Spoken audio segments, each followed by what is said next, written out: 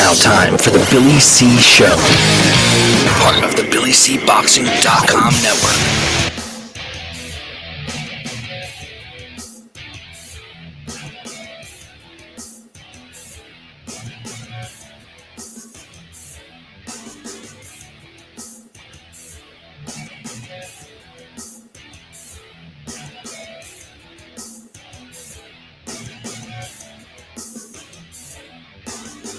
And we're coming to you live from the Billy C Studios in Lake George, New York. I'm Bill Calogero, and it's time for the Billy C Show. Good morning, good day, good evening, whenever you're watching, whenever you're listening. I hope you're doing okay today. Today's show is being brought to us in part by, yeah, you guessed it, my book, Tom Molyneux, From Bondage to Baddest Man on the Planet, is available right now where all good books are sold. And you can get a copy of this book right now. I mean, like right now, while you're watching or listening to the show, whether it's live or replay or whatever. Just go to Amazon.com and get it. You could also get a signed copy by dropping me an email, Billy@TalkinBoxing. That's TalkinBoxing.com. Give a shout out to everybody that's already in the chat room. My man Joel and Jesus, and love it. Glad to see you all there right now. And if you're watching on another one of our streaming services, come on over to the YouTube stream and check it out. Today's show is being brought to us in addition to my book, is BillyCBoxing.com. Check it out. All the latest news up there. We don't keep it up very long, so check it out. It's all fresh. And we want to remind everybody to subscribe to our podcast, wherever you get your podcasts. Make sure you join our Facebook group, Talking Boxing with Billy C, and follow us and like us on X, formerly known as Twitter.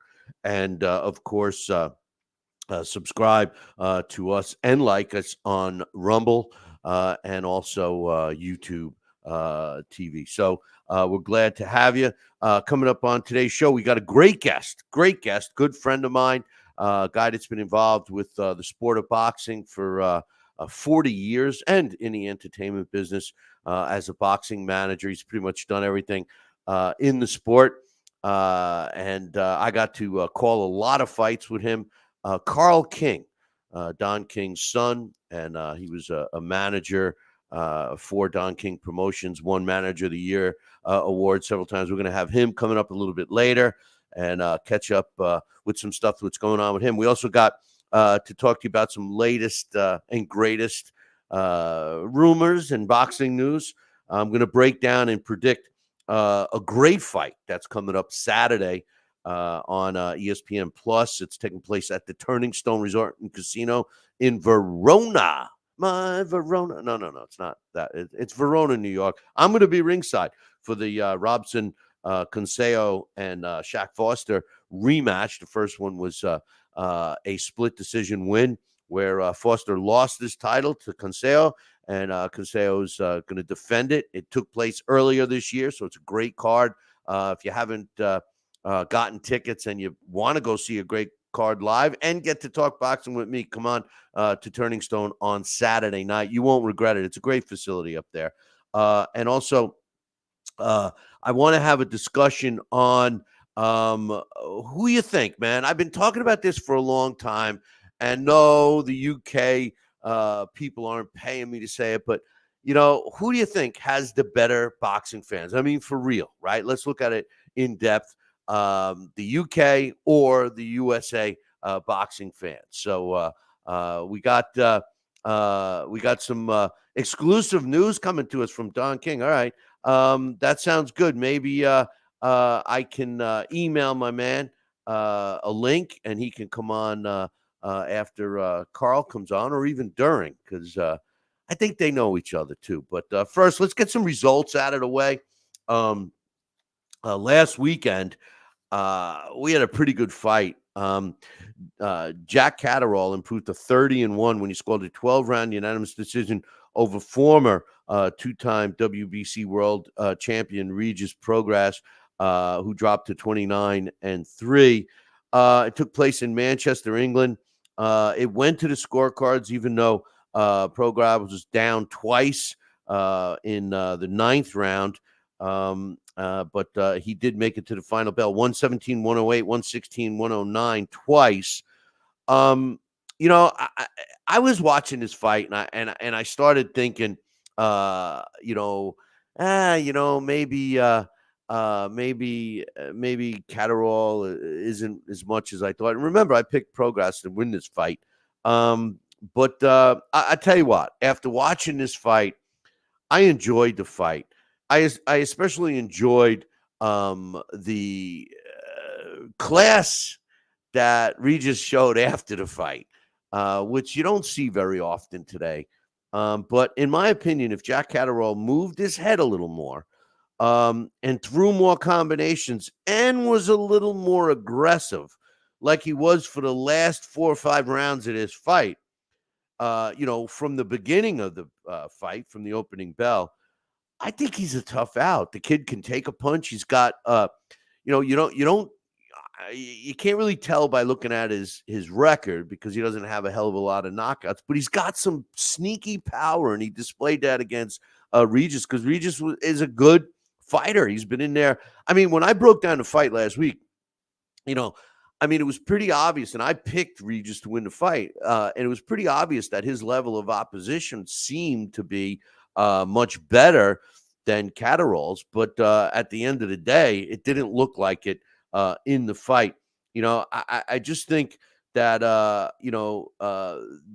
the whole backdrop of the way the UK and this falls into my topic today, the way the UK isn't afraid to put young fighters against similar young fighters with similar records, right?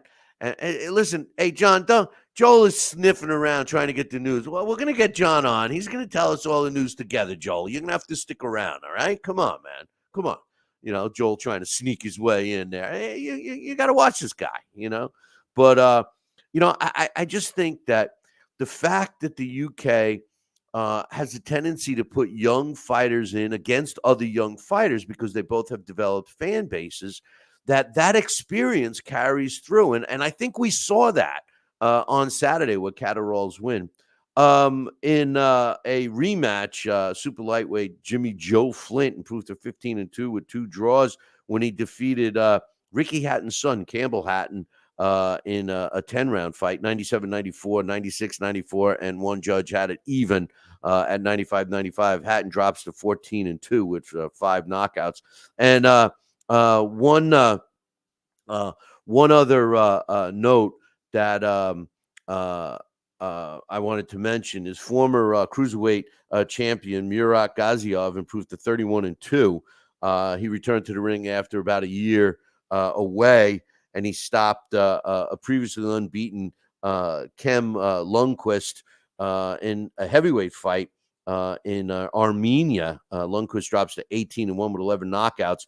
The end came after a devastating left hook to the body dropped and stopped Lundqvist in that one. So we'll see where that goes. So my big question today is, who do you think has the better boxing fans, the UK or the United States? Now, I've already gotten some comments on social media, and my man says, Billy C, we're both in the U.S., so I got to pick the U.S. Look, there are some great fans in the U.S. Don't get me wrong. It's not like I'm going to call the U.S. Boxing fans garbage or anything like that. I'm not going to say that. I'm not going to refer to them as garbage or deplorables or anything like that. I'm not going to say that because I don't feel that. But the truth of the matter is that I lean towards the UK, and I've said it here a million times. The main reason is because they get into the sport. They don't just look. The U.S., and I've blamed it on a singular fighter from that I wish would just go away, but he still worms his way into the news. But I think the U.S. fans have put. I'm getting over a pretty bad cold here. the U.S. fans put too much,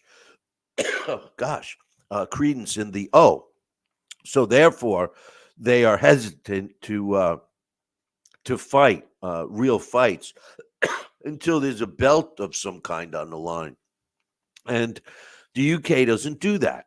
The UK, they develop, their promoters have a tendency to actually promote and develop their young fighters.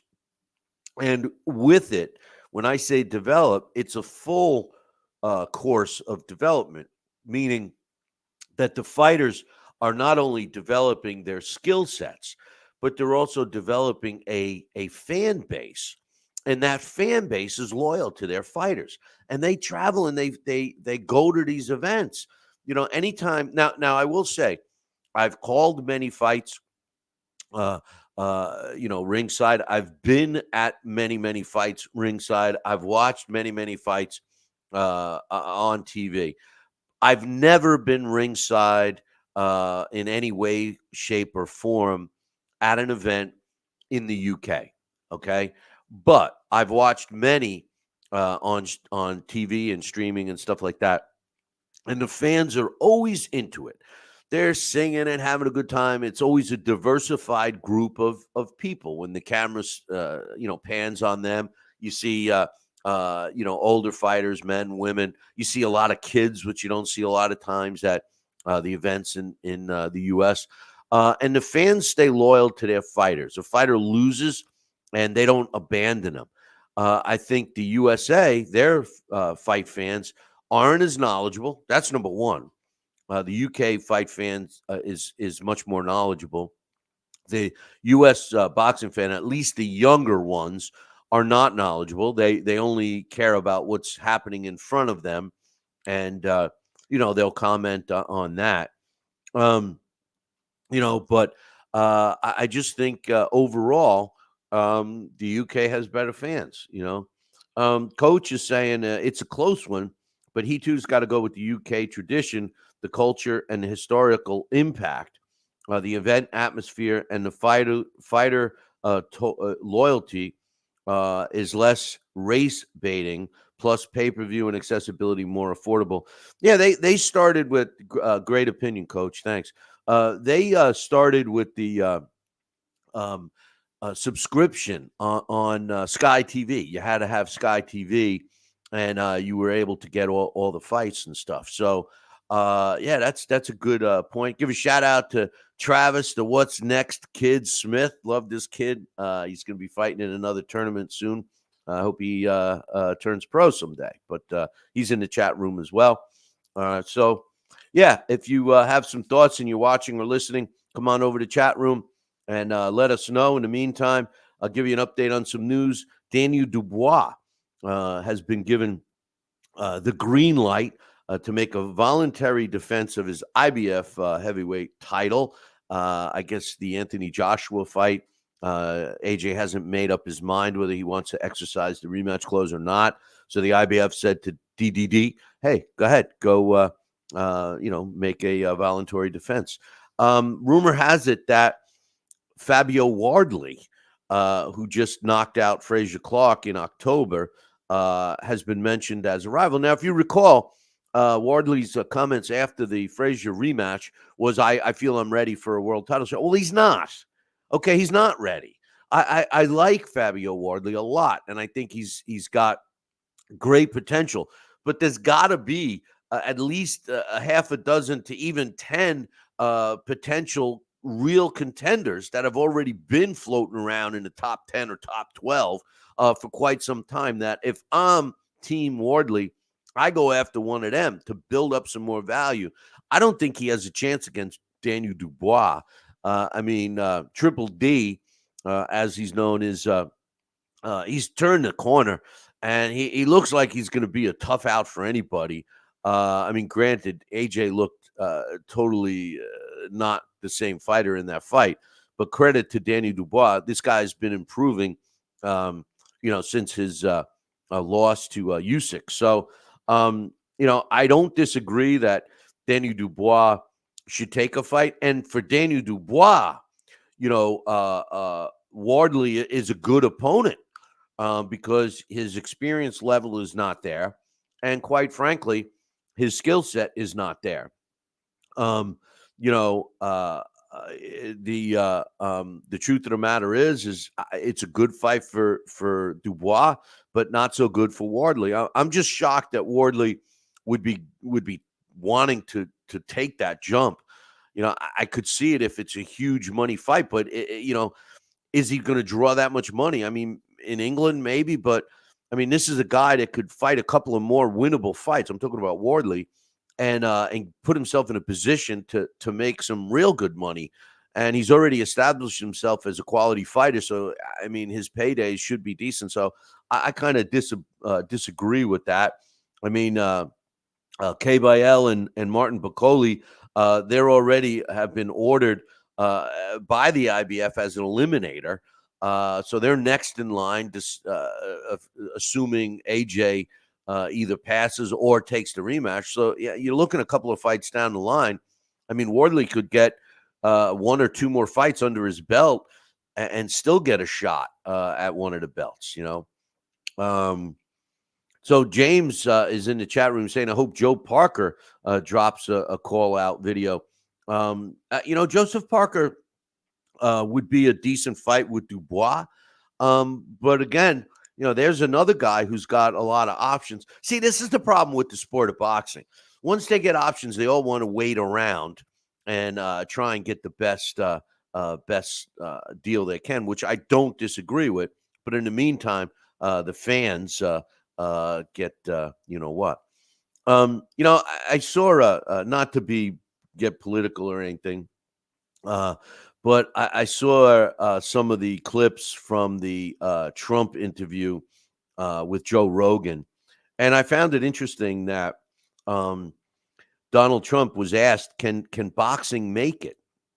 And now, if you don't know, Trump was involved heavily in the sport of boxing during Mike Tyson's heyday when he was had the casinos in Atlantic City, and he says that he loves boxing, and he feels that Dana White is going to help boxing. If you recall, Dana White is teaming up with Turki Al-Rashid, and they're going to put on some shows. So that ought to be interesting to see. So if it does indeed happen, it would be interesting to see. But I just thought it was pretty cool that he was asking him about boxing during his presidential campaign. It just interested me. I don't know. And I think that, excuse me, Turki Al-Rashid is also a guy that seems to, have boxing right in his grips, and if he teamed up with a guy like Dana White, man, that would be pretty cool, but and the other part of this is the scary part for me is the fact that, boxing has a tendency to roll with the money, right? Oh, geez, I'm sorry, people. But we have a tendency to roll with the money. And, Turki Al-Rashid, His Excellency, is, gobbling up some good fights, and the fighters are willing to fight when they're being tossed around the big bucks that he's throwing around. But once that dependency happens, and then if he decides to say, I'm not into boxing anymore, what happens to the sport? I mean, who's going to be there to pick it up? Once you start making X amount of money a fight, it's kind of hard to all of a sudden go and accept a lot less. James says, I'm not Magna, I'm ultra Magna, hyper Magna. Listen, again, my opinion is everyone should just go and vote and get this over with. But the truth of the matter is, I always ask people, since when does a nice guy have to be has to be a leader? I mean, nice guys aren't always good leaders, right? Trump's not a likable guy. He's just not. But I think he was a good leader. And I look at my position 4 years ago, and I was a hell of a lot better off than I am today. And I judge by policy. I go by policy. I'm sorry. I don't go by woulda, coulda, shoulda. I go by policy. You're going to do X, Y, Z. How? And you explain it. Okay, you got a plan. I can't stand word salad, man. Can't stand it, especially when they don't give you any dressing. But anyway, so USA versus UK. Some of the other reasons I like is their amateur program seems way better than the United States. USA Boxing just has just fallen off. I mean, we're just not there, And the ironic thing is, you talk to, you talk Joel. Thank you very much. He just shared our link to Triller TV. I'm glad about that. He does that whenever he's in here, and I appreciate that. I just think it's ironic that the UK boxers, they all want to come to the US. So it makes me wonder about that. Why would they want to come to the US when they got a lot of happenings going on right over there in the UK? And I could see how it was several years ago when you had the big cable companies putting on the bigger events in front of the huge audiences and stuff like that. But that's not happening anymore. DAZN and ESPN Plus have all made boxing very accessible.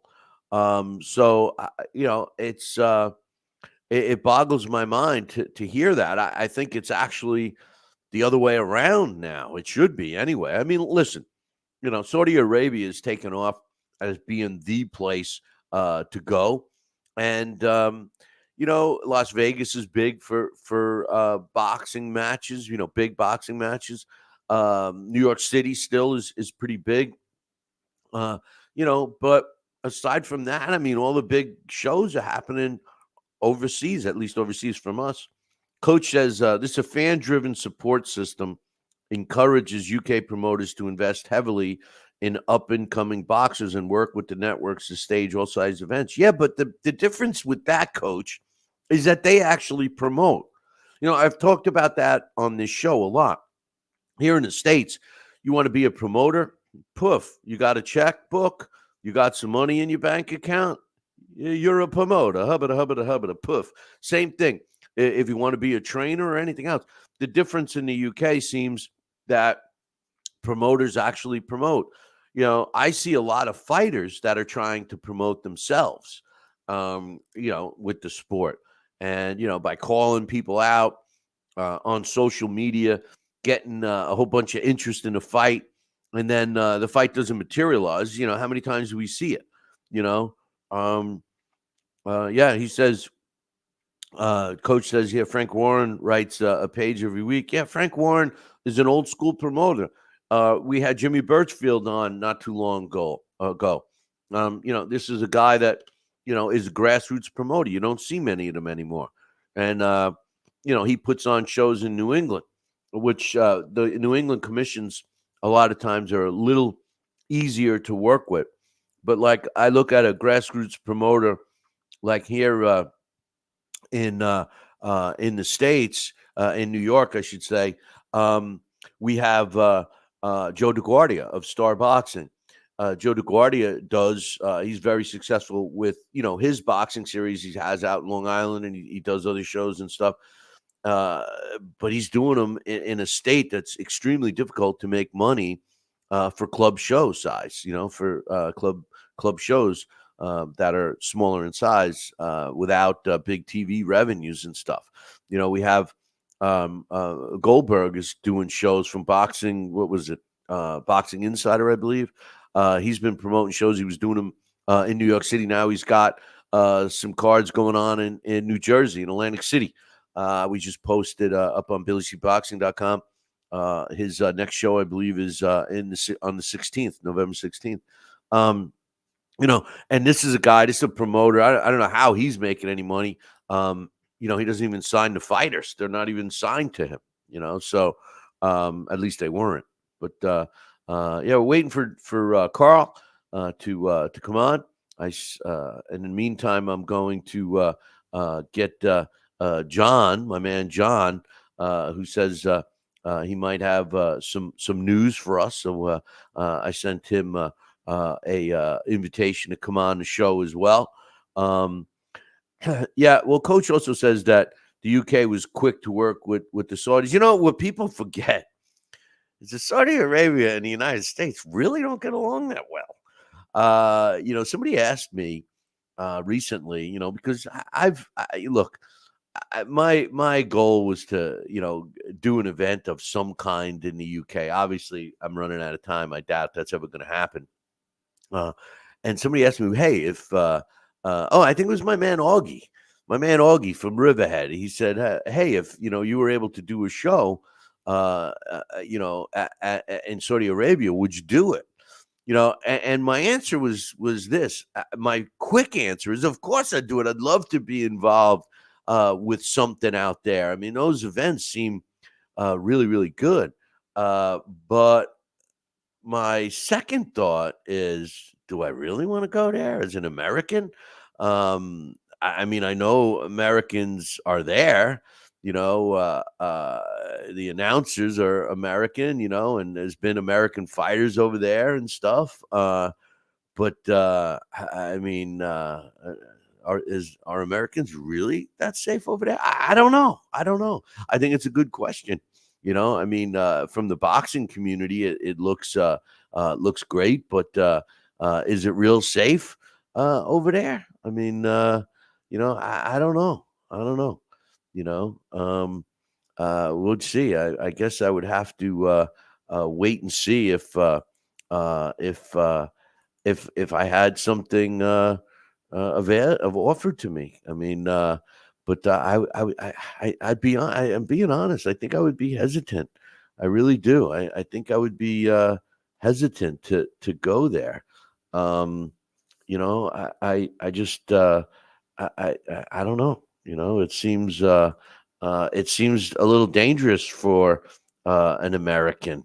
But then again, maybe I'm just being paranoid. Who knows? But anyway, I still believe that the UK does have the better fans, the more knowledgeable fans, and the fact that they at least appear to be more interested in learning about the history of the sport. Something that I mean, when I talk to a young fan today and I ask them about the history of the sport, they're talking about back in the day, like Sugar Ray Leonard times, Marvin Hagler times. They think that's like way back in the day. I'm saying to myself, wait, wasn't that just a couple of years ago? Wasn't the 80s just a couple of years ago? But James saying, I can't figure out the Middle East tourism push. It literally gets to 140 degrees. Yeah, but like Florida, they got air conditioning everywhere. I got my man Danny says, hey, Billy C, I'm a coach in the UK. Even though we have great promoters, if boxers can't sell tickets, they have no chance of getting on these big shows. So they have to go on small hall shows with approximately 500 fans. My point is they have to sell huge amounts of tickets. Most fighters have to go deliver tickets after training every day. First of all, I appreciate you joining in the topic, my man. That's not as uncommon as you think. They do the same thing here. I just think that the difference is, Danny, is that the fans are more receptive. And maybe that's why they become so personally attached to their fighters, because the fighters themselves are knocking on doors, selling tickets. Hey, listen, when I promoted shows we did that. We would say to a fighter, here you go, your purse is X amount, but if you sell this many tickets, we'll give you a percentage of the ticket sales, So it was an incentive for them to sell tickets. I think the main thing is that the opportunity is there. That opportunity is becoming far and few in between here in the States, but I love the input. I appreciate it, man. I love the UK. My thing is I would love to get out there. I would love to get out there. Listen, all you got to do is start singing Sweet Caroline to me. And it's like, oh, man, that'd be great. Joel says he thinks that the UK has the best boxing fans. I wish we had USA fans that were as good. I agree. I have to agree with that. I just think, it just seems, again, I've never been to England or any place in the United Kingdom. I just watch these shows, and I've seen some of the shows that Danny's talking about, these smaller shows that, thank God that, you have DAZN and some of these other streaming services like Boxer Promotions. They do some smaller shows in venues that, can't possibly even fit 500 people, but yet it's packed. And I see the kids, I see the fighters coming out, high-flying kids, smaller kids, and it is what it is, Coach says history important for critical thinking. That's why I turn the sound down when I'm watching most fights. Well, I'll tell you, when you're watching a lot of the fights today with the commentators, you got to turn the sound down because some of them call fights by the damn punch stats, which drives me crazy. So I told you our guest today was the infamous Don King, the infamous Carl King. Okay, and one thing about Carl, before I introduce him, is that Carl loves to be late, right? So Carl's always late. Every time we called shows and stuff, the guy would show up late. Well, he was late to today's show, but let me introduce you right now. My main man, he's been involved with boxing, I think, close to 50 years. He's way older than me. He's been a boxing manager. He's won Boxing Manager of the Year award. He's a member of the Indiana Boxing Hall of Fame. He's a member of the National Boxing Hall of Fame class of 2019. And he was this year's part of this year's 2024 class of the Florida Boxing Game. Please welcome my main man, Carl King. Joins us right now. What's up, brother? Hey, man. How are you, Billy? I'm doing good. Hey, we got the same haircut. Yeah, man. But I'm glad you could. I'm glad you could join us. First and foremost, I wanted to ask you. You were involved managing fighters. What are some of the fighters that you were involved with over the years? Oh my goodness. Oh man. If we go back to the beginning, I've had guys. I had a lot of heavyweights. Michael Dokes, Tim Witherspoon, Bone Crusher Smith, man. Tony Tubbs. It was so many guys. Had Azuma Nelson, probably one of the best fighters in the history of the game. Out of Ghana. Julian Jackson is another one, hard-hitting kid out of, the Virgin Islands, right up through, to Ricardo Mayorga. That was, in the early part of the 2000s, what a character he was. So, I've had close to about 50 world champions throughout my career. So it's been quite a journey, to say the least. Yeah, some of those names they bring back memories, especially Mayorga. He would do well today, I think. Do you? I mean, do you think just the way the way his personality was? Well, yeah, I believe so. I think that he has the personality that probably would fit in any era in boxing. He was a showman. He was a promoter's dream. In other words, he would self-promote and do a damn good job of it as well. The guy was he was one of a kind in that group back in the 99, 2000 to 03, 06. And that span of time, he probably was one of the bigger showmen in the sport. Talking about promotions during that era, Don King Promotions put on a lot of great events, and I find it interesting that a lot of people are comparing or are trying to compare what Turkey Al-Rashid is now doing, which let's be real, he's only been doing this for about a year now, and he's trying to emulate some of the shows, the events, I should say, that Don King Promotions that you were involved with put on back in those days. Why do you think it has taken so long for somebody to realize that was the shit? That was what people wanted to see. I mean, why did we have to suffer through? God, it has to be 15 or 20 years of garbage before somebody decided, hey, let's put on a whole card of good fights. What's your thoughts on that? Well, you know what? It was two ways to go back. Excuse me, back in those days. What my father's done was put together 4 or 5 world championship fights on one card. Now, some would argue that that wasn't the smartest thing to do, because each one of those fights was kind of like a main event all in its own. So you could take those 5 championship fights, for example, and do 5 different shows. Our chief competitor during that time was Bob Arum at Top Rank. And what they would do is put on a great main event, and then they give you just an ordinary undercard, which probably saved a ton of money. They maximized profits. And so that was a way to go. And, as far as DKP was concerned, my dad decided that he would want to put on give the people more bang for their buck. And so in doing so, in the, probably in the mid 90s, where it's breaking records of 5 world championship fights. It all started back in 1983. He did the first heavyweight doubleheader, which was May 20th of 83 at the Dunes in Las Vegas, which was a doubleheader with Larry Holmes versus Tim Witherspoon, and the rematch of Michael Dokes and Mike Weaver.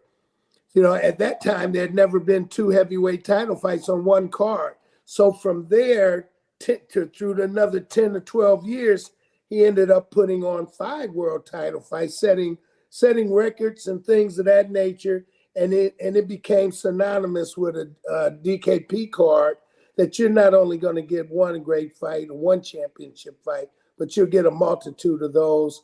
And that's kind of how he, really made a much difference, made a better name for himself in the sport.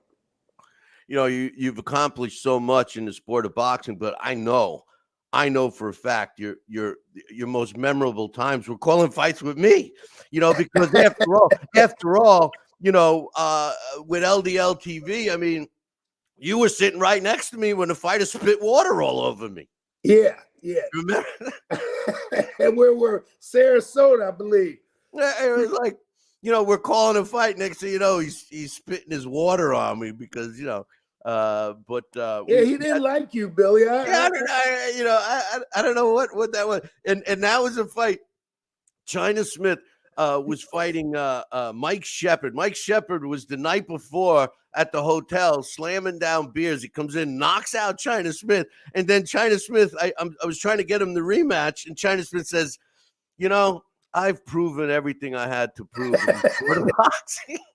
No disrespect. He was what a nice kid, and his father's like, but I mean, what do you mean you proved it? I mean, you're going out like that? What, I mean, that was some fun stuff, Yes, it was. Those are good days.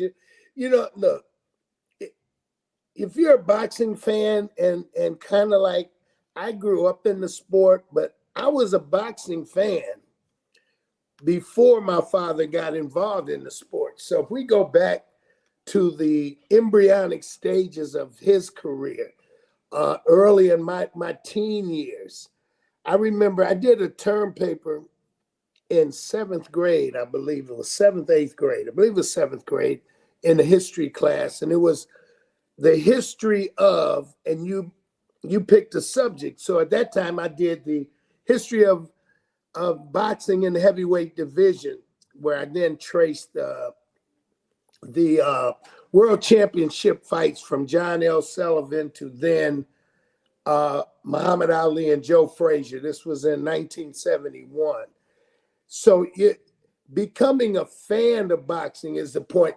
you not only do you enjoy the big events, it was, I think the one of the best times of my life was as a teenager was going to Kinshasa, Zaire for the Rumble in the Jungle.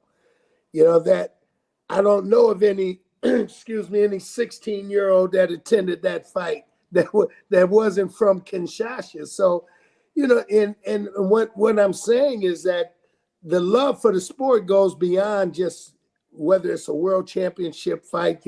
You can find enjoyment on all levels, because everyone starts at 0-0. So at some point in the greatest fighters that we've known in their careers, at some point they were 0-0, 1-0 or 2-0.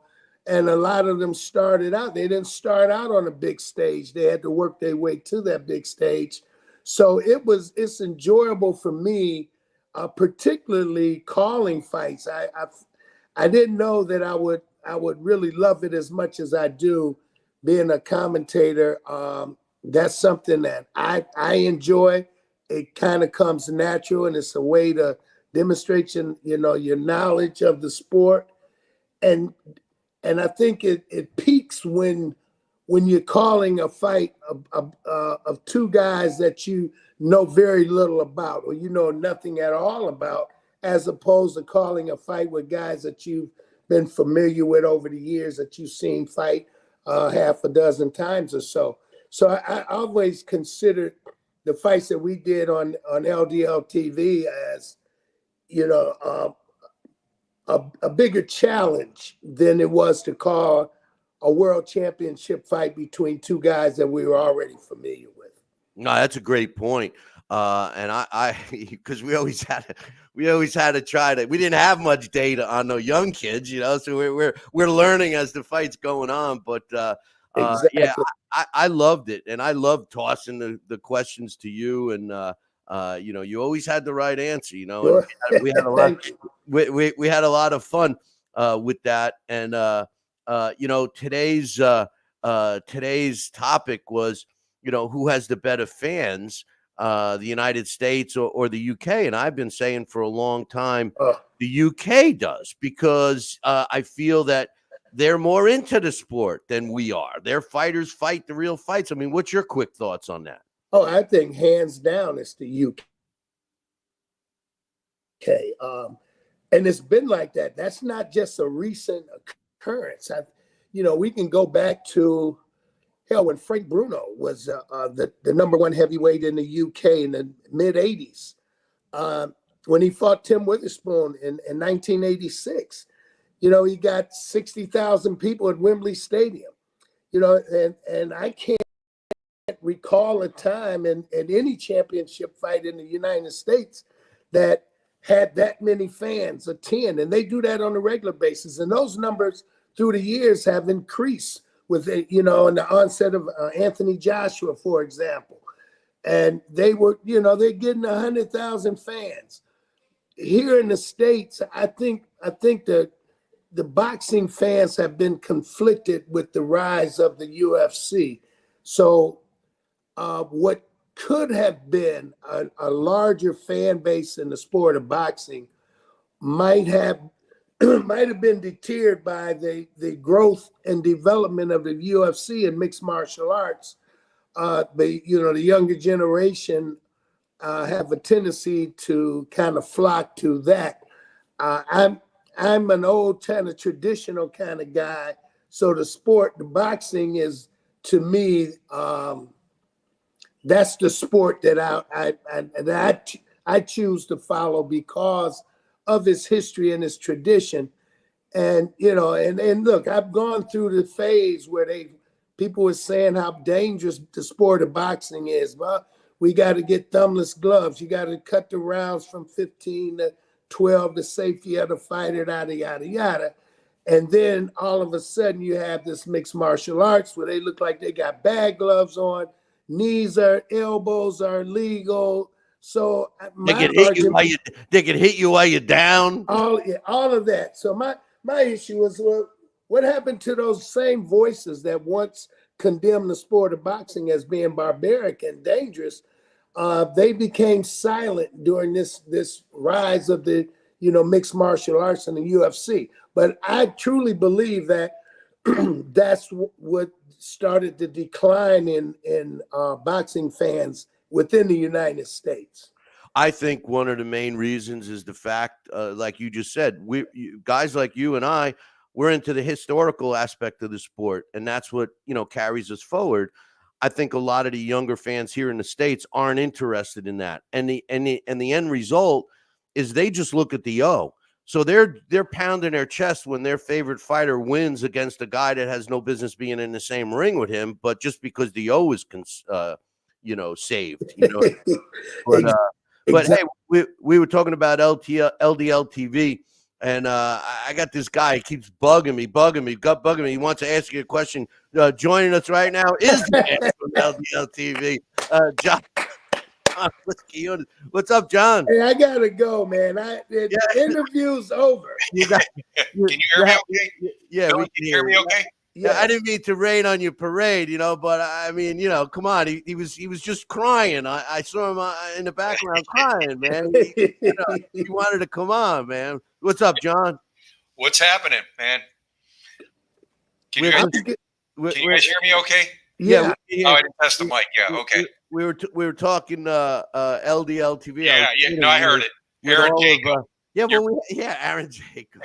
But, that's who did it. But we did some fun stuff. How about, I don't think Carl was at the weigh-in, but remember the fight in I think it was Palm Beach, where at the weigh-in, I think it was a heavyweight fight. There was this one cat that was, talking so much smack to the other guy, right?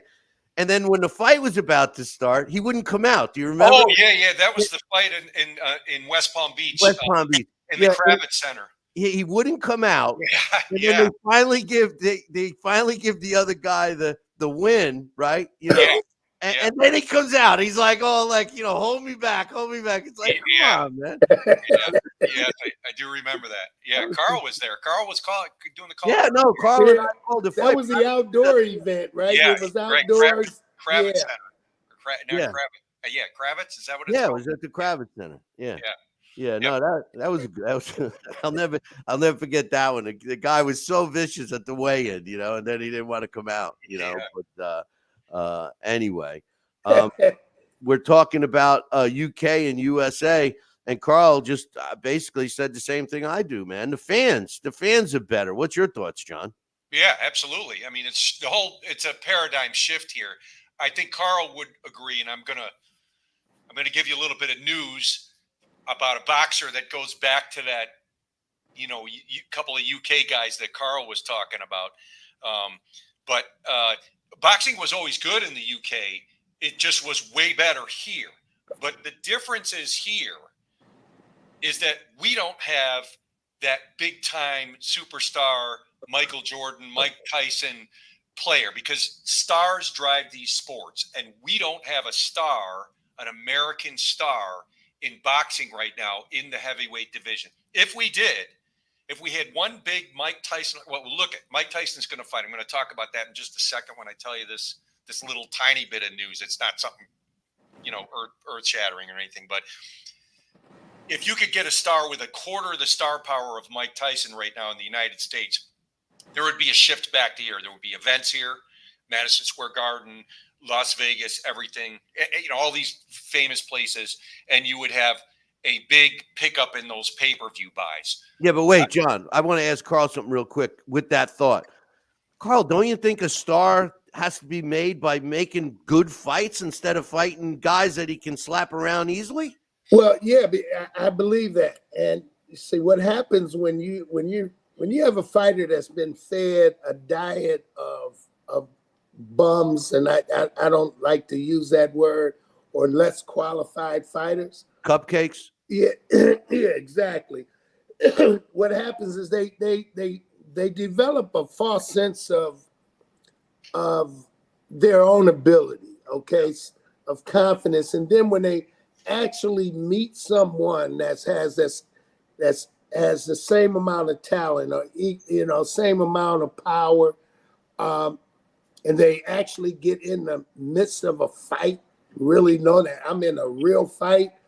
I think that the lack of experience of being in there with guys that can push you, then what happens is the guy gets exposed and he doesn't know what to do, and he'll look worse than he would have had he had any kind of experience. So I think it was my view as a manager that I wanted to test my fighters on every level, on a 4-round level, at a 6-round level, 8 rounds, 10 rounds, on the way up until they can become a contender and on that championship level. And in doing so, I had great success with a lot of champions that would not only win a title but hold on to it longer than 1 or 2 defenses. So that's the key. You do have guys that I've had guys that were undefeated but never really fought anybody, and then when you put them in with a real fighter that's been in there with quality guys, we come up short, and they expose their weaknesses, and then sometimes that has a snowball effect for the rest of their career. When guys see how they can beat a guy, then the next guy does the same thing, maybe expose something else, so forth and so on. So, it doesn't adhere to a fighter's benefit to not to be tested on various levels. At least that's my opinion. No, I agree with you. And John, it's like I was talking, I think you were listening to the show when I was saying about, and I believe some of the blame should be put on the commissions, Carl. And the reason why I say that is because in England, we're talking about England, a lot of you'll see a young fighter, two fight pro or something, fighting a guy that's got a record of 13 wins and 87 losses. And the attitude is, oh, well, he's a bum. He's got 87 losses and he's got 3 wins, but he's got 90 pro fights. Right. And the thing is, and out of those fights, a lot of those guys have only been stopped a couple of times, so they go the distance, and it's a good test, a litmus test for a young fighter. Yeah, absolutely. To learn. And I think, that the commissions here in the States shouldn't be so quick to not let a fighter with double-digit losses compete. They need to be educated enough to look at who they're fighting. Right. If you're fighting a 2-fight or 3-fight pro, and a guy's got 2 wins and 87 losses, or 3 wins and 87, that's not a mismatch. What's your thoughts, John? Yeah. So, I've been directing these shows for 2 years now up in Nashville, and I wasn't exposed to this club level fighting. I had, 330 fights here with DKP. They were all big fights. They were not small fights. They were not club shows. So I wasn't exposed to it, but I am now. And we had a whole slew of these guys that are regular professional, like old school opponents that fight on these cards in Nashville. And a lot of these guys are remarkably good. They get in the ring and you go, and these are guys just exactly what you said, guys with like a 12-33 record or something. I can name them, but I'm friends with a bunch of these guys now. And they're durable, they're reliable, and when they're finished, they give you an honest assessment of the guy, the 2-0 or 5-0 guy that they fought, and they tell you exactly what happened with the guy. And there's a whole bunch of guys. I can think of a couple guys. There's 2 guys right now I'm thinking of that these guys make a living, a decent living, fighting once or twice a month for 5 or 6 grand. They got a bunch of losses, but they go the distance. They rarely get knocked out or knocked down. They put up a good fight. It's a good show. When we don't, nowadays you don't even announce the guy's record. You say he's a veteran of 45 fights or something like that.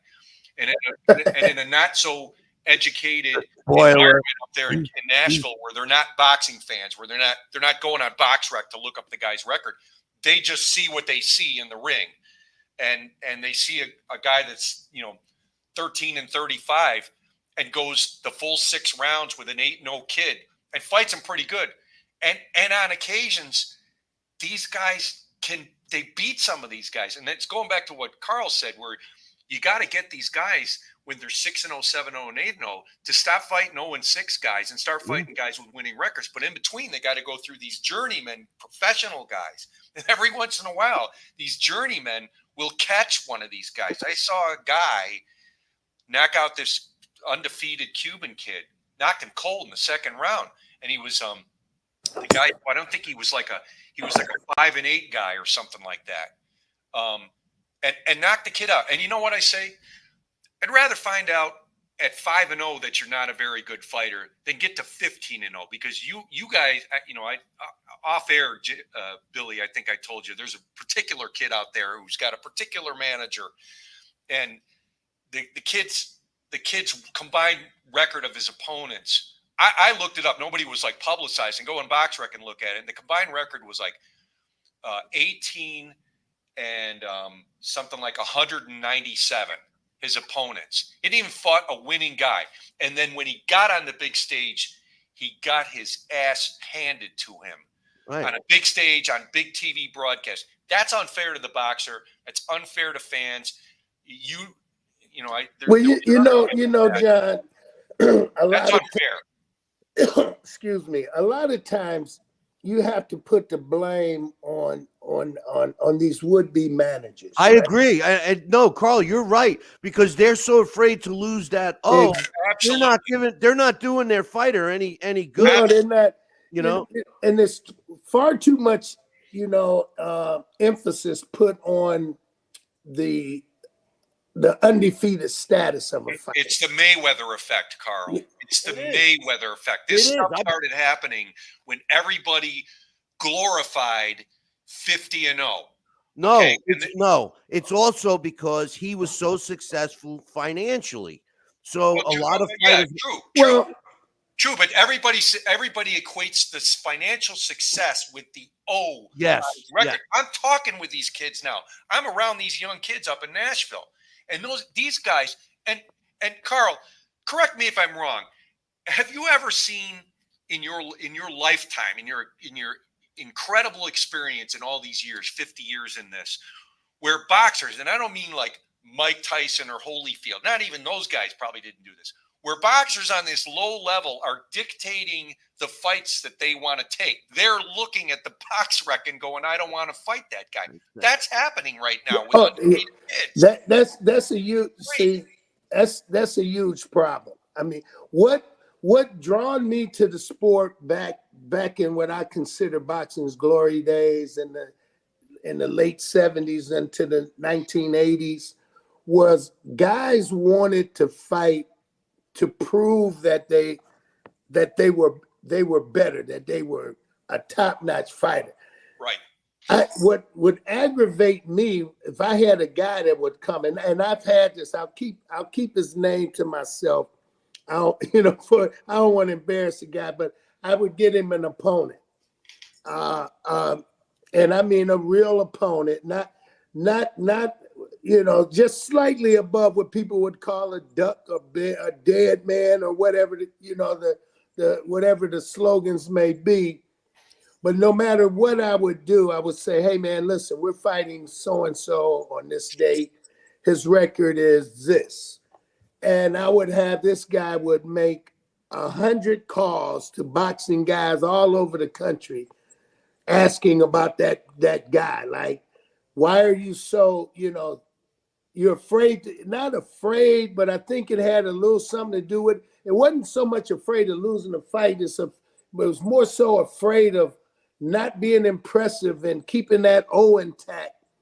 And then when that guy finally got in the ring, well, after he was no longer with me at this time, he got in the ring with a top or a prospect type of fighter. He got his ass handed to him on national TV. Back then it was either NBC, ABC, or CBS.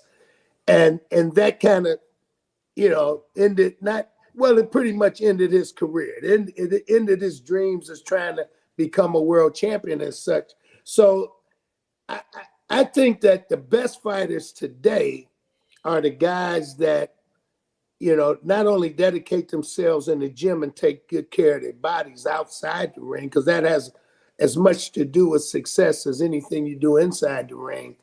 Like particularly in the mid-weight classes, like welterweight to middleweight, when guys have to make weight.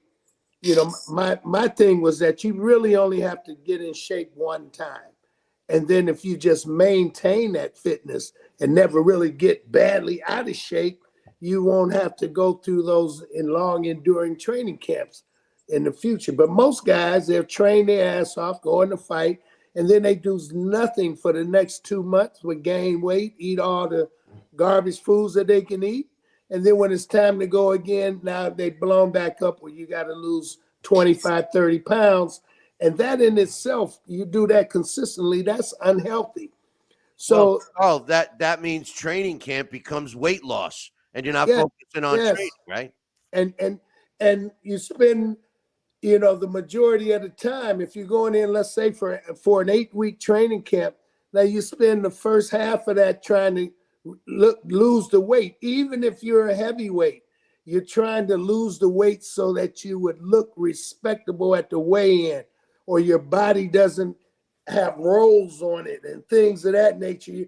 And your focus is on that as opposed to your technique, your strategy, and how you can win against the opponent that's going to be across the ring from you. So if you're already in shape, then you don't have to worry about that. And that gives you more time to focus on how you can strategize and plan to beat the guy that's going to be across the ring from you.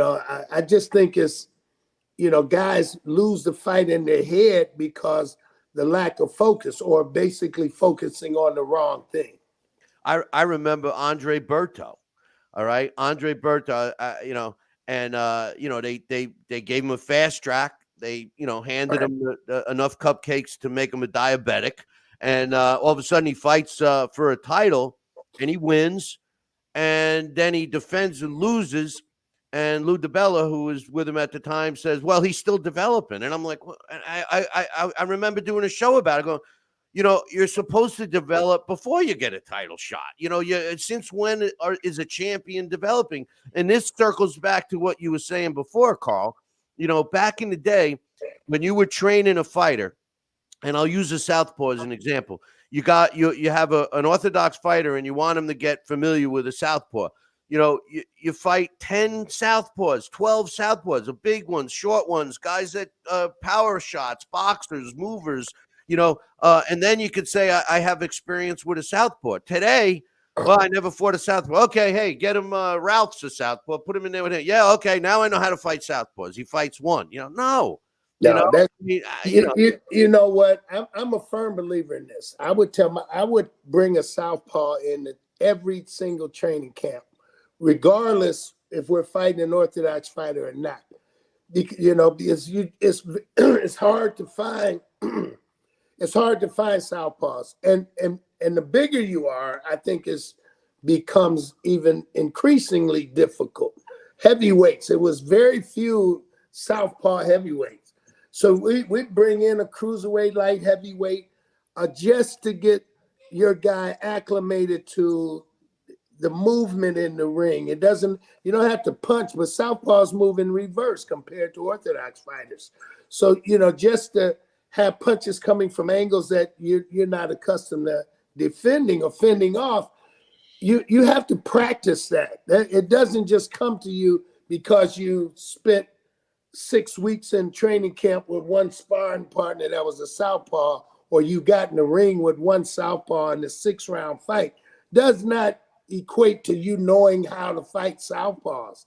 Exactly. It's when you get a top-notch, a top-rated southpaw, then you'll find out then that you may not know what you thought you know. So I always try to bring guys in, no matter who we were fighting, at least bring one southpaw in there, and that guy could work with other guys in your training camp too, just on the movement of a southpaw, just to get them familiarized with how southpaws move, punches coming from angles that you're not accustomed to. But we don't do that anymore. Guys don't. And again, I'll take that back to management. There's no litmus test for managers. No, and you don't need to pass any test. All you need to do is pay the manager's fee, and poof, Yeah. you're a manager. It's like trainers. You know, I It's I joke about that, but it's true. You yeah, know, it is true. I've never trained a fighter in my life. I've done everything in the sport of boxing except the trainer. But guess what?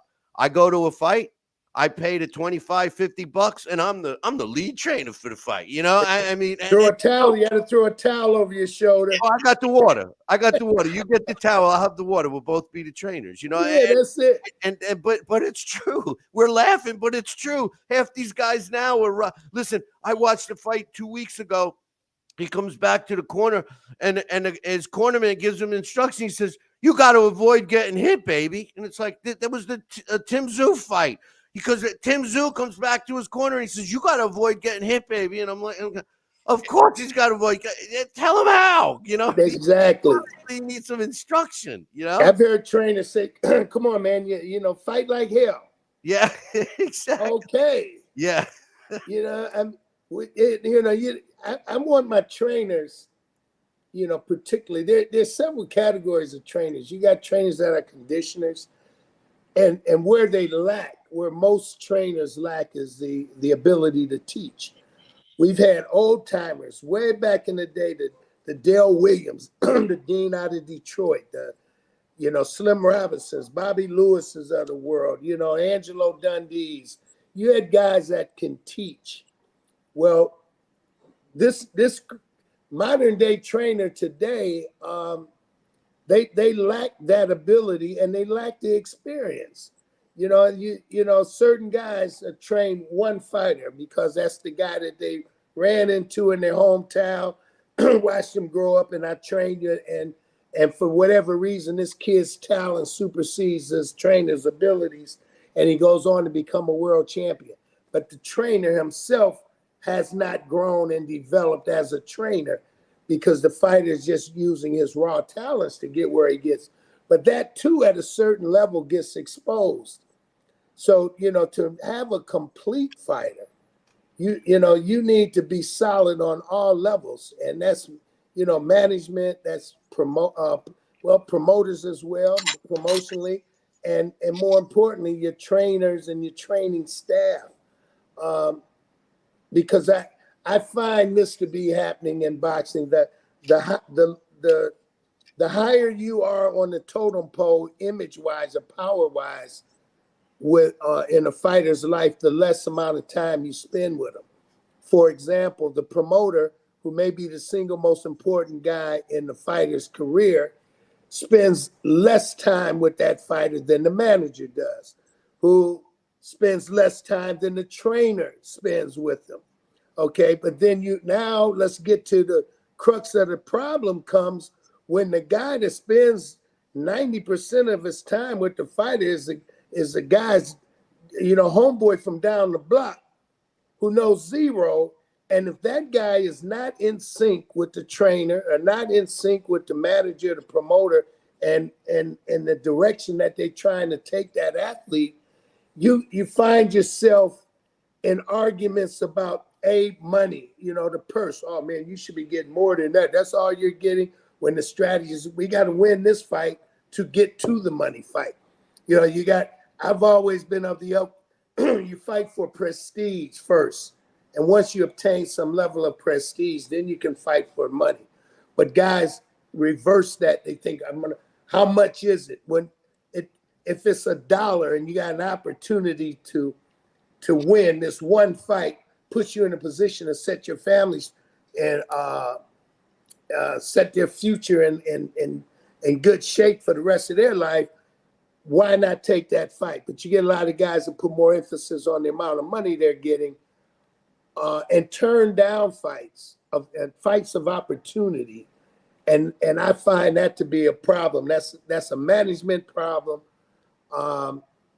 And whoever's closest to the fighter that's trying to tell him, well, you're getting screwed because you should be getting X amount of dollars.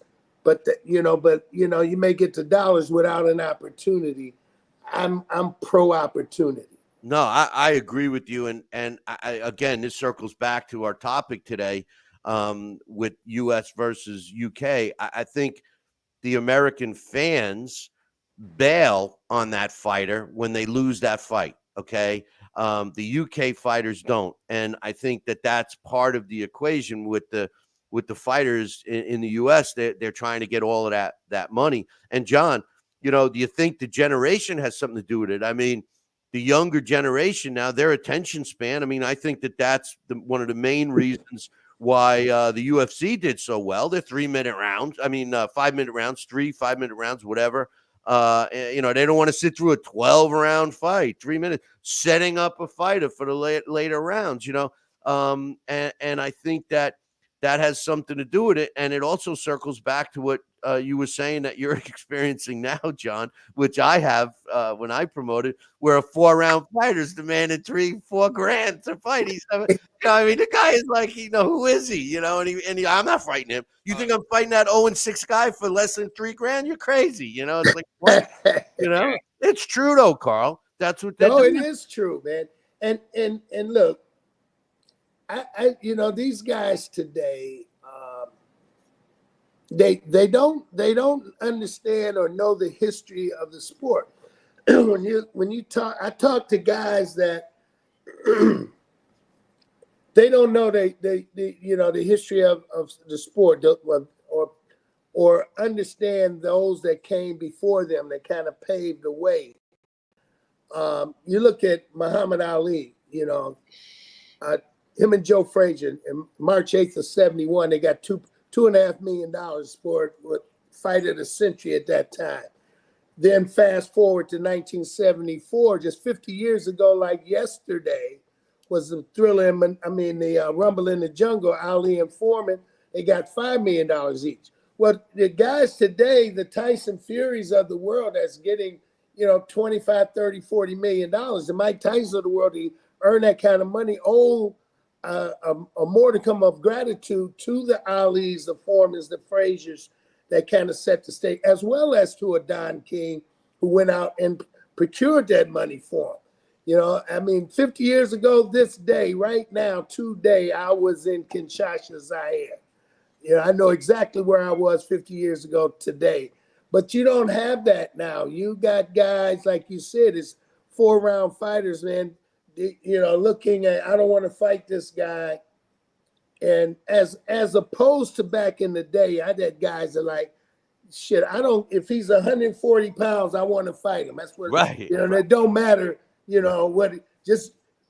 maybe they have one request. Well, don't give me a southpaw because I ain't been training for a southpaw. But anything other than that, bring them on, and that's kind of attitude you need to actually become a huge success in this business. Hey, John, in Tennessee, where you've been involved with some of those fights, do you find that the local fan base is into the sport? Are they into the sport, or are they into just the local guys? So first of all, we mix country music with boxing. A concept I thought was just when I heard Jimmy was getting into it, I was like, people have tried to do music before. Carl can tell you about music that was done at some of the DKP events. They all tried it. Everybody's tried it. It never worked. But it works. We do. So I have to run I direct the show. So it's a 3-hour show. We start off with like 2 fights, or we start off with music for 15 minutes, 2 fights, another 15 minutes of music, 2 more fights or 3 more fights in the main event, and that's for the main USA Today TV broadcast, and then whatever's extra after that stays on Fight TV. So it's a very different demographic. So boxing has morphed from the time I got into it in 1993. It was 18 to 35-year-old males, Black, Hispanic, and white males. That was the demographic. Now, where the demographic was 70 to 75% white males, and 20 to 25% Black and Hispanic, only because that's the demographic of the populations in the United States. In other words, all men 18 to 35 were watching it, and that divided up, came to that demographic. UFC came along, dragged away generally the white 18 to 35-year-old males. So now boxing is 18 to 35-year-old Black and Hispanic males make up 75% of the audience. It's changed dramatically. In Nashville, people come to watch the music because it's right behind the Grand Ole Opry. It's in a great little location. It's at the end of this strip plaza in this building that holds about 300 people. So we get people of all ages there. Jimmy calls it the 0 to 100. You will see older people of all walks of life that come into it, and a regular crowd now that comes to watch. And we have regular boxers. We got some, a couple house boxers. Hermes Orta is 9-0, 10-0. Hermes Orta, the best way to describe him is the Cuban Mayorga. He's got the same. He fights like Mayorga. He acts like Mayorga. The only thing he doesn't smoke the same cigars as Mayorga did. He doesn't smoke in the ring. But we've got a number of guys now. There's 3 or 4 Cuban guys training up there. And I just want to tell you this, Billy. I'm going to give you a little bit of news. It's not anything spectacular. Not Don King. So Jimmy Adams, prior to all this, managed boxers in the 1980s, and he managed Oliver McCall, as Carl knows. I just have edited up this pretty cool video. So Oliver McCall has moved to Nashville, and he's now training those Cuban boxers in the camp. Oliver McCall is still active. I mean, he fought 4 years ago, but on November 15th, when Mike Tyson fights, and I just got an email, Henry Haskip and I have been texting back and forth. I don't know if Henry's watching right now, but we kind of confirmed that when Mike Tyson fights on the 15th, he will be the oldest former heavyweight champion to fight a sanctioned fight at 58 years old. So this is not exhibition. No, it's a sanctioned fight. 5 days later, God bless Texas. 5 days later, Oliver McCall is going to fight in Nashville on Country Box, and he will then break Mike Tyson's record, fighting at 59 years of age on Tuesday the 19th. So, in the spirit of our friend Sal Senecola. Yeah, but Sal, somebody made a statement on social media. I thought that was my dogs. I'm like, they're busting into the studio here. But Sal had the longest layoff between pro fights. Somebody else was saying that Mike Tyson. I said, no, it's not Mike Tyson. It was Sal Senecola. Yeah, correct. Yeah. Well, Mike's only been off 15 or no. I think it was 20. But Sal's was over 20. Mike? Yeah, Mike. No, Mike Mike wasn't his last fight like Kevin McBride? Yeah, knocked him out. Yeah, wasn't that 20 years ago? Yeah, not 20. Yeah, man.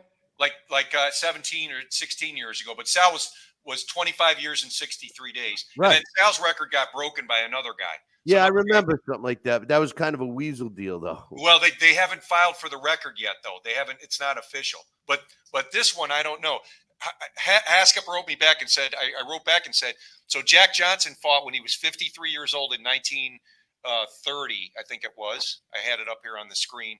And Fitzsimmons fought when he was 51. So Mike Tyson's going to break that record by a long ways. And then Oliver McCall 5 days later is when I just told Jimmy they weren't even aware of it. And I just got to get Haskip to certify it. He's just double checking to make sure that. How old was Archie Moore? But Archie wasn't heavyweight. I guess that's what we're talking. Yeah, former heavyweight champion is sort of the criteria here. But There's been other heavyweights that have fought. I don't think he was 50. I don't. That's what I'm thinking. But Jack Johnson, I remember it must have been exhibitions. I remember he fought at 63. But it must have been. He fought. Yes, Jack Johnson did, but it was an exhibition. His last official fight was in 1931. But then he fought an exhibition. Haskip told me it was 61 years of age. Mm-hmm. I don't know if Henry's watching or not, but he can chime in. Well, I tell you, Nashville is the exception and not the norm for success with music and boxing, because a lot of people have tried it. I think Jay-Z tried it, didn't he? I mean, Jay-Z, wasn't he doing some boxing with music? They just tried it in Saudi Arabia. It's just. Well, these are, and our fans in Nashville are not, I don't want to sound insulting. They're not high IQ boxing people. They just come and they want to see a great fight. And it gets rowdy. It's fun. We've got some house fighters now that have followings. It's on a Tuesday night the reason it's on a Tuesday night is because in Nashville, the performers go out and perform on the weekend. They come back and rest on Monday, and then Tuesday they kind of have nothing to do. So there's nothing going on in Nashville on Tuesdays, and it's turned out to be a pretty good show and a pretty good night to do it.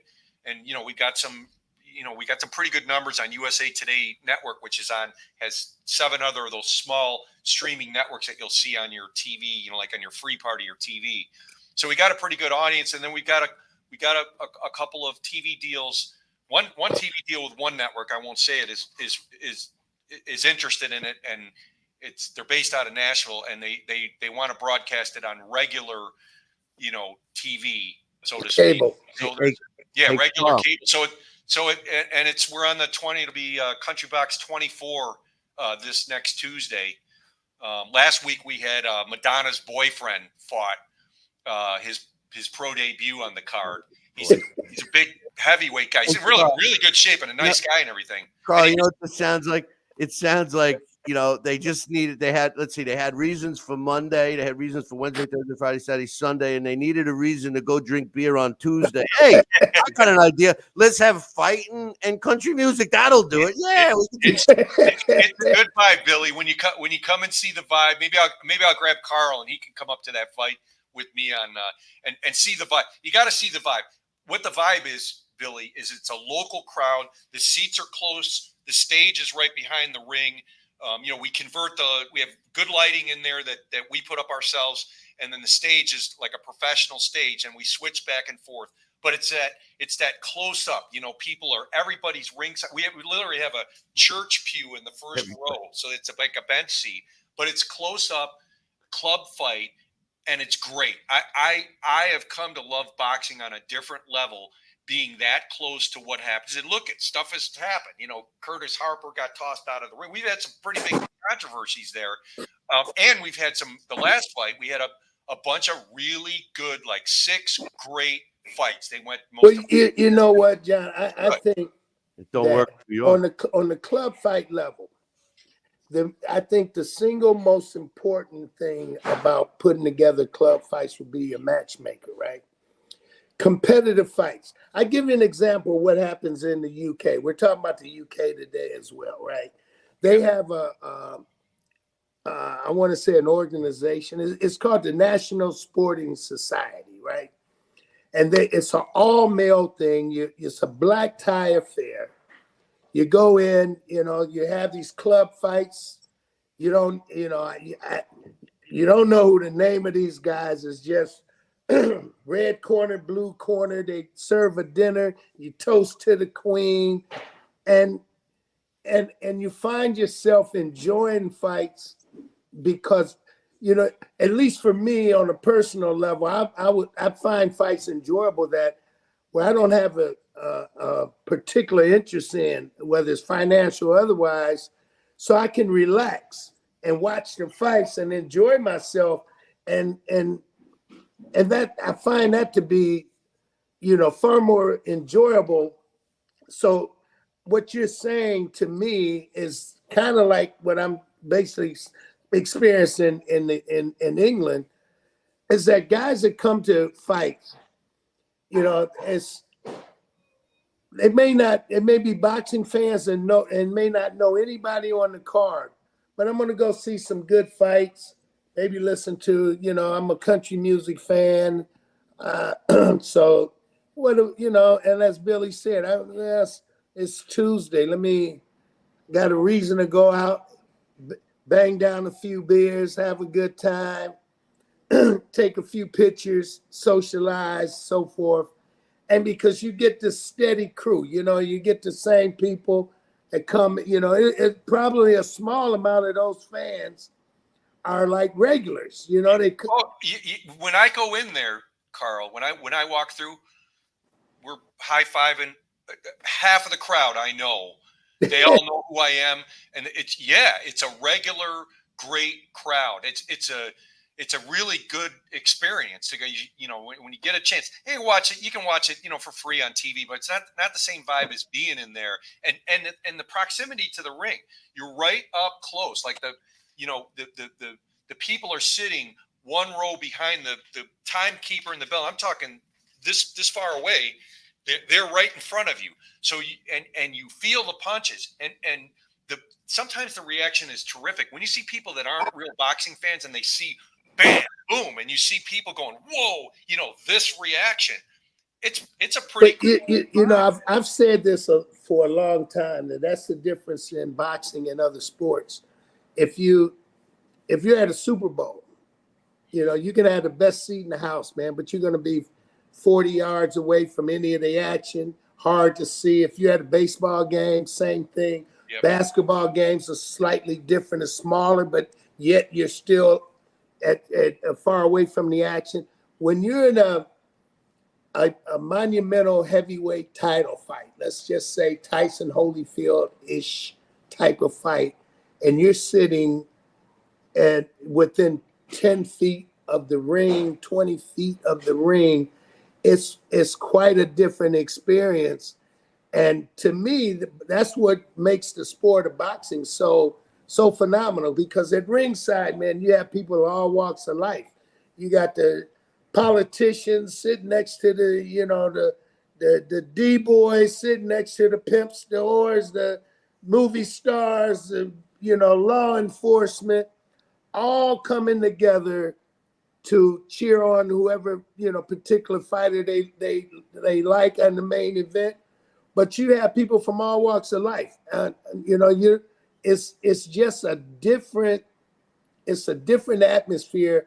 And boxing fans come from all walks of life. You know what I mean?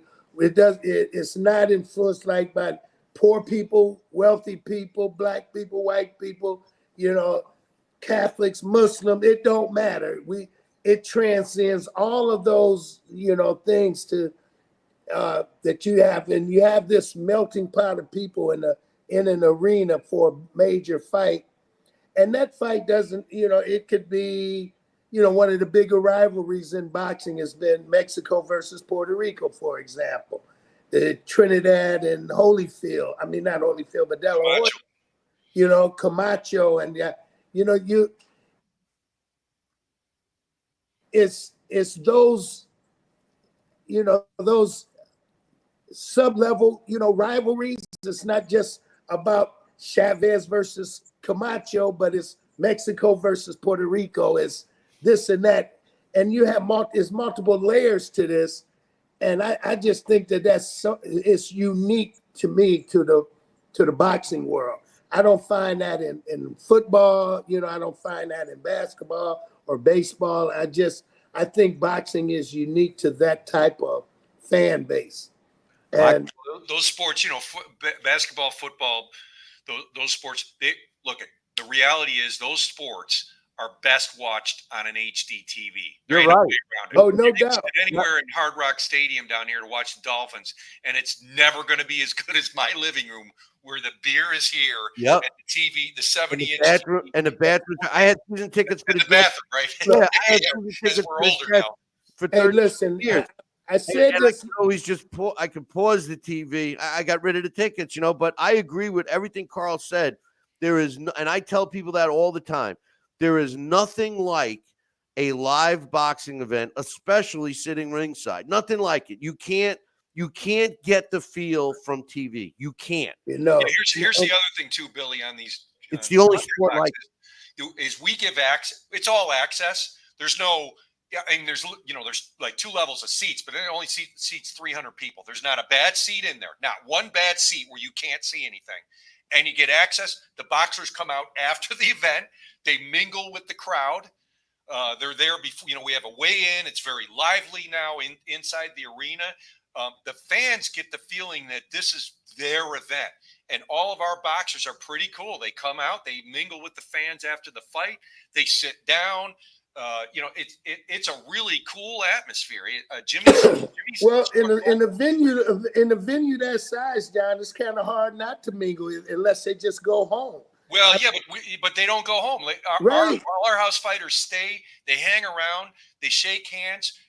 There's a strip plaza there, and there's the guy that owns it, Rodney Collins. He owns his family owns the whole plaza. It's right behind the Grand Ole Opry, and then there's a country music bar at the other end that everybody goes to after the fight and hangs out. And like, Carl, there's it's people, Tennessee, Carl. It's Tennessee. I got you. yeah, but it's and there's like real music people show up at this thing. Like, I don't know all these I know the few country music guys now that that are friends with Jimmy, but these famous guys show up there and sit down in the crowd and they go, "This is this guy and that guy." I don't know the guy, but these famous people show up to watch it. It's a cool little venue. He's struck gold with this thing. I haven't seen a local promoter work out a series of promotions that work out so well, and he's had it sold out pretty much. Other than was one event that wasn't sold out like 2 ago, but it's been sold out for a solid year now. Pretty much, it's not tough to sell out 300, but in Nashville, it shouldn't be. But you know what? But see, I think that there's another factor that attributes to that success, that level of success. When you have continuity and scheduling, okay, people have a tendency. We're creatures of habit. Yeah. Okay, so if it's the first Tuesday of every month, the third Wednesday of every month, after when folks get accustomed to that, they start looking forward to that. Yes. And it's by nature of habit. It's like, yeah. Yep. The fights next week is this, is that. Yep. And because you look forward to the night out, and if you couple that with competitive fights, and that's all a boxing fan is out to see. You don't want to see the 15-0 guy versus the 0-15 guy in the 30-second, and the guy folds up. If I can get 6-7 rounds out of that fight, a guy 10-5 versus a guy 12-3, I can, if I get that to go 8 or 9 rounds, or even and I think it's more exciting when the fight goes about 8 rounds than it goes the distance. When you have some kind of stoppage, that's kind of gets people's blood flowing. You get 95% of the fights are 4-6 rounds. Christy Martin has been the matchmaker since the first or second fight. It's a tough job to do this. Yeah. A lot of the fights are paid for, so you know how those paid for fights go, which is the way a lot of people do it now. They can be mismatches. She does a pretty good job of talking these guys into saying, "Look, we'll take your paid for fight, but you're not putting a 15-0 guy against an 0-15 guy. We're not going to deal with this unless it's one of our professional club fighters. The 3-35 guys, because there's a guy out there 3-36. You see him fight for one round, and you go, this guy ain't 3-36. This guy's like 36-3. There are guys out there like that. But you know what? Look, and they're entertaining. There's no substitute in boxing for experience. None. Okay.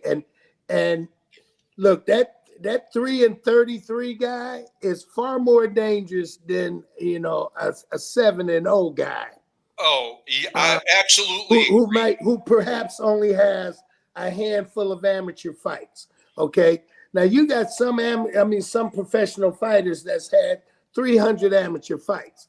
Well, that 2-0 guy that had 300 amateur fights is going to be a step or two above the 2-0 guy that had 5 amateur fights. Absolutely. So when you get a guy that's 3-15, okay, and 14 of these guys are contenders of some sort, former champion, future champions, top 10 type guys, that's a dangerous guy. So if that guy gets in there with a guy that knows less than those guys that beat him, he's subject to win. You got to be real careful with guys like that. Don't let the record fool you. And that's been my whole point about the British boxing scene. When they're fighting a young fighter 2-0, fighting against a guy that's 3-87, the guy's still got 90 professional fights. Right. And that's hard to replace. Okay. There's no substitute for that. It doesn't matter if look at Vasily Lomachenko. Vasily Lomachenko had, what was it, 300 amateur fights, 300 wins or whatever it was, and he fights a pro fight, then they immediately put him in and he loses. And, the reason was, well, listen, you got all those amateur fights. Sure, they're all world-class amateur fighters, but they're not pros. You're allowed to do things in the pros that you can't do in the amateurs and vice versa. I found that guys that stay in amateurs on that had 200 plus amateur fights, it takes a little longer period of time to develop them into a good pro, because for several reasons. One of which, stamina. They're so accustomed to going 3 rounds, and there's a different pace in a professional fight and amateur fight. I've said this in the past. You take a very good amateur, put him in with a very good pro. If it's a 3-round fight, take the amateur, okay? Because pros have a tendency to give away the first round or two, a filling out process. Where amateurs get busy right away. They have to. And exactly. So, when you got guys that are looking to advance their careers and in a strategic type way, you want your guy to get the experience of being in the ring with a guy that has 80 professional fights, 50 professional fights. It's because you're going to learn a lot. Even if the guy takes you the distance and you're fortunate enough to win a decision, you're going to come away from that fight learning more than you knew going into that fight because of some of the slick stuff that these guys do. And, and that's how you develop a guy to give him the experience without having, a large number of fights. If you're putting him in with experienced guys on the way up the ladder, and not guys that you're so paranoid about, oh man, I don't want to fight that guy. It's like your motivation is wrong. I think you're in it for the wrong reason, and it doesn't adhere to the benefit of the fighter at that point. No, you're right. Hey guys, listen, I went way over, and I appreciate it. And Carl, we got to do this again, man. We got to get you back on, and I will reach out and try and have you squeeze us in. And John, hey, I appreciate you dropping in on us and educating me about Tennessee and country music. I've heard of going to the fights and a hockey game breaks out, but I've never heard of going to the fights and country music concert breaks out. I don't know, man. I mean, we learn something every day, But I'm waiting on the guy that walks out to one of them Tammy Wynette songs or one of them country music. We're getting hip hop. We get the Latino theme songs, whether it's Mexico or you know what I mean, but I haven't seen the guy come out to, Charlie Pride or somebody. Yeah, they don't do that. They don't do that. Me neither, man. Me neither. But maybe they do over there. Yeah. But in any event, I appreciate it, guys. And we got to do it again real soon. And all the best to both of you. And Carl, we haven't seen each other in a long time in person, man. We gotta make some plans. It's not that far, and it's the time of year when I like to go down there. Oh yeah, it's getting to that. We're gonna go fishing. Come. I know. We'll get Carl. Carl says he gets seasick, but we'll Oh, you'll get seasick with John. The last time I went, I'm going to him. Pass.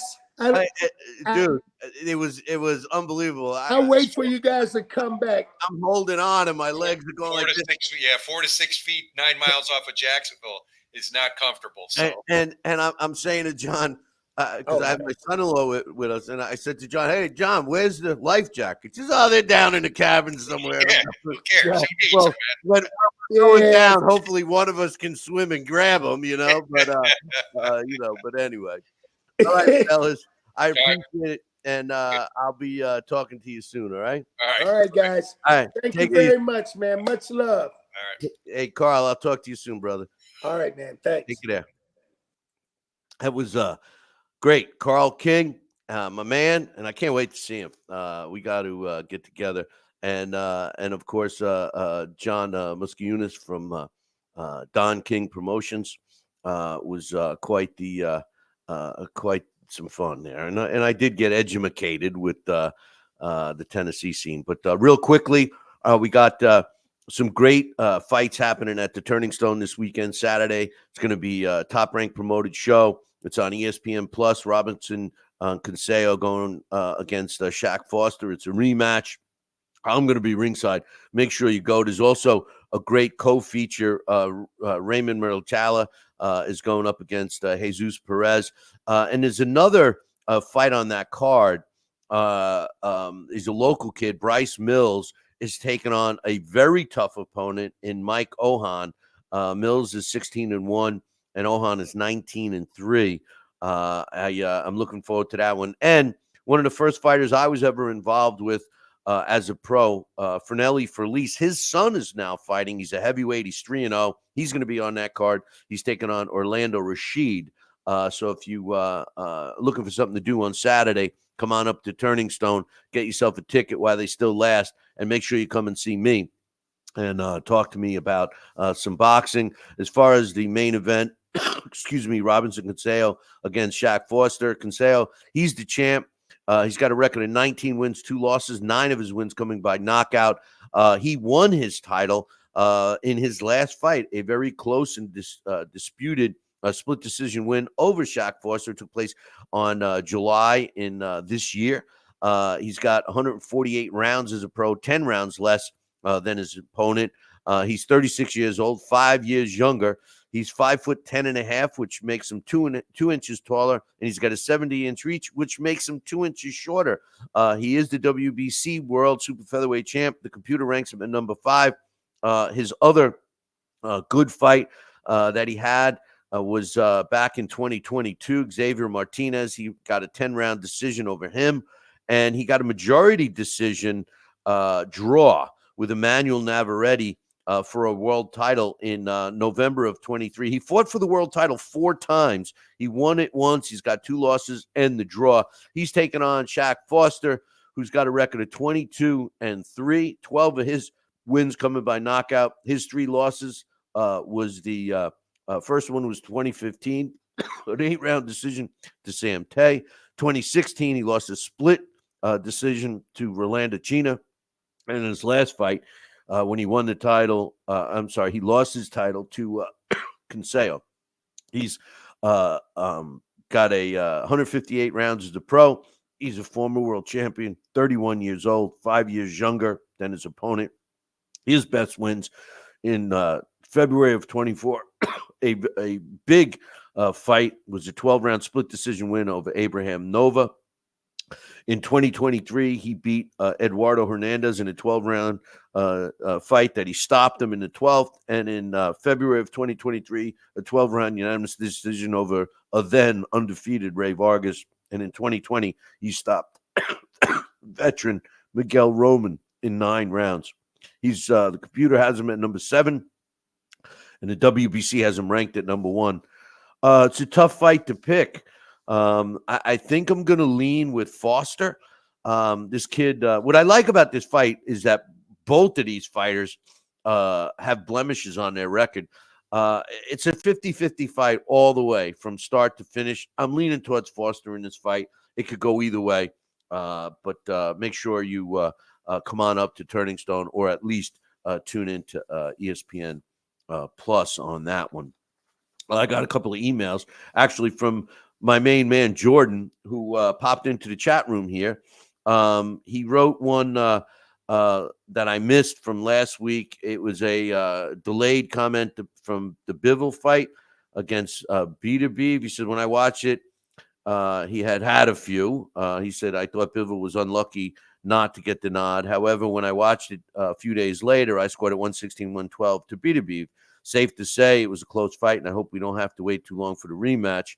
For the record, I scored the fights as 3 1-minute fights in a round. And by the way, Larry Hazard, who was part of the show for a long time, that's how he scores fights. And Steve Farhood, a guy that you guys all know, he scores the fight and always reminds people when you score a fight that that's what you got to do. You got to make sure you're scoring every minute and not just the last one. He says, I'm sure you got the method on your show when I first. He said I got that method from your show when I first started in 2009, getting into boxing. I do the same one, my man. He says, have you been following a young prospect over here called Adam Azim? Looks very impressive, and at the weekend he was impressive, stopping O'Hara Harris in 8. He was often standing within range, even evading short shots, answering back. I know you like that form from fighters. I'm hoping his promoter, Ben Shalom, doesn't give into the constant pressure from Eddie to put him in with Dalton Smith. Azim is only 22 years old, and there's no need to rush this guy. Dalton Smith, he's also one to watch as he's highly ranked with the WBC now after he stopped Zabata his last time out, not risking Azim at this point. I agree with you 100%, and I liked that whole card that Azim was on. We talked about it on the show, and he says in an email that I got from him today, he says, just wanted to say I thoroughly enjoyed the interview with Mark Allen Baker. That was a great interview. We got to get Mark back on. He says, I've ordered his book on battling Nelson. I remembered all the old names from the blast that you used to do many years ago. Hey, by the way, Alex is going to be on the show again. There won't be a show next week, a programming note, FYI. But the following week, we're going to have Alex on, and we'll try to do a blast. He says some thoughts on the Catterall fight. He says, I personally had Regis comfortably up after 7, purely due to Jack's cautious style. You know, you're right about that, Jordan, because I was saying that in the beginning of the show, what improvements I'd like to see, because it's like two fighters with him in the ring. You know, Catterall starts off extremely cautious, and if he doesn't start off a little quicker, it's going to hurt him as his career moves on. He says, so they weren't enough to take a round, considering me drew him so sparingly. I didn't think Regis did much either, but he did force the action, basically chased Jack around the ring for 3 minutes. That's why I was leaning towards Catterall. You know, he didn't have the ability to cut the ring off, and I was giving Catterall the props for being able to avoid the ring being cut off. So his ring generalship, I thought Catterall was far superior to the version of Regis we saw that night, even though I did pick Regis to win that fight.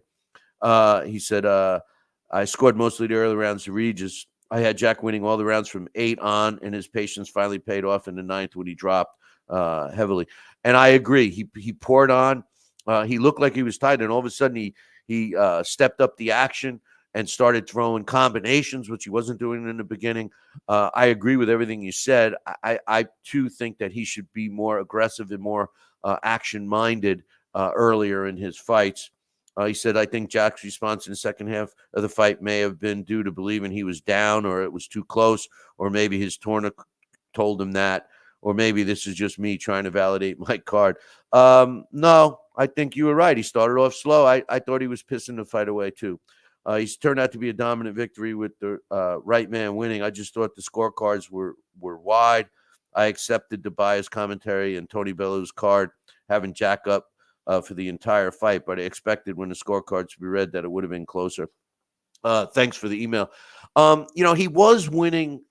The early rounds in that fight were boring, but Regis wasn't doing anything. I think your analogy of him chasing him around the ring was accurate, and I too was scoring those close rounds for Jack Catterall, but I also felt, like I said in the opening today, that if Jack Catterall wants to continue, which I think he's totally on the uprise, then he needs to be more aggressive earlier on in the fight. Hey, listen, I want to apologize for going almost twice as long as we should have, but Carl is a great guy, Carl King. We did a lot of events together, broadcasting, and John was LDL TV, and he's also part of Don King Promotion. So once he got on, it turned into, well, what you all saw. Bottom line, I think the UK has better boxing fans than the US, only because they seem more knowledgeable about the sport from its beginning, and they're more respectful to their fighters, even if they come up short. They don't bail on them. Hey, listen, boys and girls, programming note, like I just said, we will not be doing a live show next week, but we will be back the week after. But until then, make sure you tune in to this show, same bat time, same bat channel. Until then, I'll leave you with this. Ciao, baby. Take it easy, man. Thanks for joining us today.